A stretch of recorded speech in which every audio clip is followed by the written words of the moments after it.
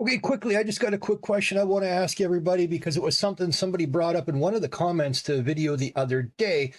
And it was about how not many, but they do see some of the younger kids hustle these days. So I put it out there for everybody, all my fellow Gen Xers, even millennials. They'll let me know. Even if you're a Z and you watch this, let me know.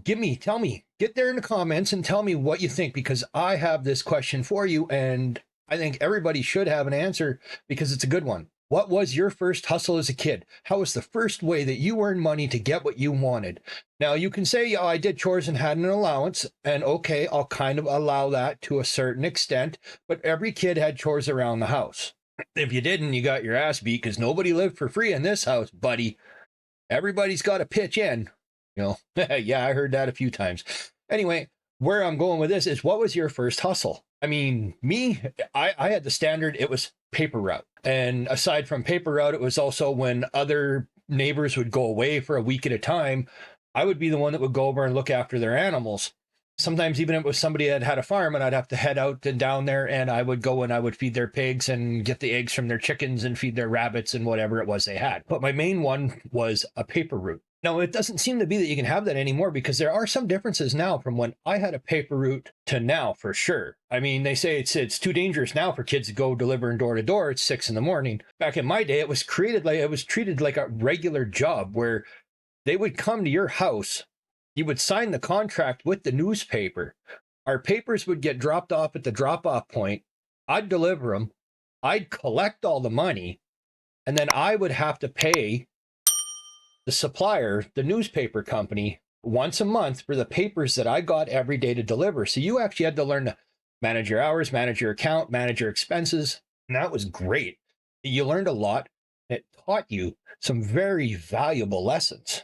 And now it's different, because there are some places that still have kids deliver, but they no longer collect.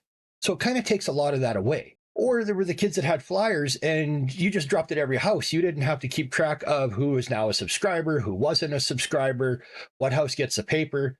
And let me tell you, my first day when I delivered papers, my very first day, I screwed up so bad. I had my route and the streets and the houses and the cul-de-sacs, and I grabbed my papers and I went, and I was so proud. I was done in half an hour. We got a lot of phone calls because half the people didn't get their paper. Because what I didn't pay attention to or realize my first day out was not everybody on the route got the newspaper, right? So I just started at the start of the route and dropped a paper at every single house until I was out and I went home. So I had to sit there all night and figure it out and write down cards with every address, like little maps, what house currently gets a paper, what house only gets the flyer pack, and go through all that. That was my first hustle. And then you had to do your collections, which taught you more, right? You had to go around and you had to get people, and you would have a lot of people that would try and get out of paying a kid. They just didn't want to pay you, but you would work on it and you would try, and you would eventually get them to pay, and it would work, right?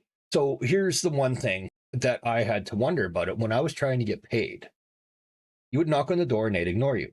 Well, I had one guy that avoided me all the time, and while I was dropping paper up at 5:30 in the morning the one morning, he was home and he was up watching TV. I saw him through his living room window, so I banged on the door.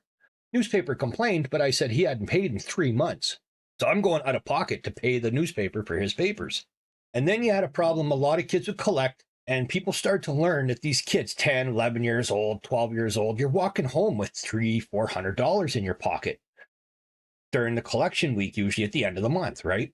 So then paper boys were getting robbed, and straight and simple. So they had to come up with a plan, and they said, you can't stop kids from delivering papers. They need to have a job. So what they ended up doing is issuing all of us a special card, and you had a number on it, and every paper boy then was issued a number. When you were done your collection at the end of your route, you would call the number, and it was a phone at the police station, and you would say, I am paper boy, and you give the number and what route you were collecting on, and this is the address house you're currently at, and they would send a cruiser by to come and pick you up and take you home, so you weren't getting robbed. It got to the point where, yeah, you essentially called police for an armed escort home after collecting for your paper route.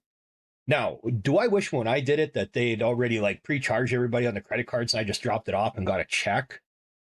Yes, but it turned paperboy delivery from when I was a kid, where you were actually a independent contractor, a business. You had your supplier, which is a newspaper, which you paid for, which you delivered. You were a contracted delivery. So when they changed the system and you just became an employee, and then most kids lost out. And you would have people who would have a car and they would get like 15 routes together and they would start delivering. I mean, the last year I delivered was my first year in high school in grade 9, and I had to stop delivering papers because I was burning myself out because I had delivered my papers in the morning, and then I had swim team, and then I had to head off for football practice. So football practice started at 6:45. I had to be at the swimming pool at 5:30 a.m., which meant I had to get up at 3 a.m. and head out to my paper route. And now it's just too much. There's one thing about having a hustle when you're young and making some money, but that was too much. And even back then when I did the papers, and we're talking like 35 years ago, or even longer, I was pulling in about $300 a month. Now, that might not seem like a lot when you compare it now, where people make that in a day, half a day's work. That was a lot when I was a kid. That was huge. So anyway, let me know, what was your first hustle? What did you do? What made you your money? And how did you earn when you were a child? Like, come on, Xers, you know it. Everybody had a hustle. Everybody had to make some money. And your hustle might have been a little shady, and it might not have been. But what was it? Everybody had one. You had your first hustle. You had your first job. Millennials, let me know. Come on, give it up. Let me know what yours was as well.